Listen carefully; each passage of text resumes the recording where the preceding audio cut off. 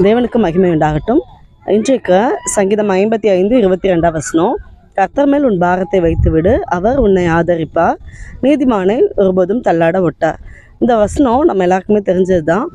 இன்றைய காலகட்டத்தில் பார்த்திங்கன்னா சிலர் அவங்களுடைய பாரத்தை, அவங்களுடைய தாங்க முடியாத பிரச்சனையை, கஷ்டத்தை என்ன பண்ணுறாங்கன்னு பார்த்தீங்கன்னா, அது வியாதியோ அல்லது கடன் பிரச்சனையோ அல்லது பிள்ளைகளால் தொந்தரவோ என்ன ஒரு காரியமாக இருக்கலாம், எதுவாக இருந்தாலும் அதை என்ன பண்ணுறாங்கன்னா தனக்குள்ளேயே வைத்து கொண்டு அழுது புலம்பி வேதனையோடு ஏங்கி கொண்டு இருக்காங்க.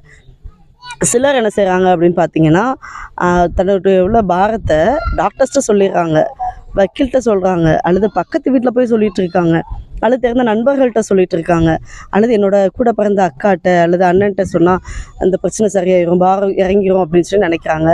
ஆனால் அப்படி இல்லை. வேதவசனம் அழகாக சொல்லுது, கர்த்தர் மேலே உன் பாரத்தை வை, ஏசப்பா மேலே உன் பாரத்தை நீ வச்சிரு, அவர் உன்னை ஆதரிப்பார். வைத்து விடு, நீ வச்சிரு.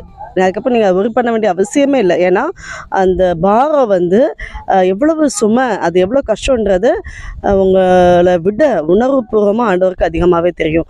ஏன்னா இந்த பூமியில் உங்களுக்காகவே, உங்கள் பாரத்தை சுமந்து தீர்க்கிறதுக்காகவே ஆண்டவராகிய இயேசு கிறிஸ்து சிலுவைன்ற பாரத்தை சுமந்து அதில் நமக்காக மரணித்து 3வது நாள் உயிரோடு எழுந்தார். அதனால் அவங்களுடைய பாரம், கஷ்டம், அதோடைய அழுத்தம் எல்லாமே அவருக்கு தெரியும். அதனால் நீங்கள் அது எந்த பிரச்சனையாக இருந்தாலும் சரி, கர்த்தர் மேலே உங்கள் பாரத்தை வைங்க, நிச்சயமாக அவர் உங்களை ஆதரிப்பார்.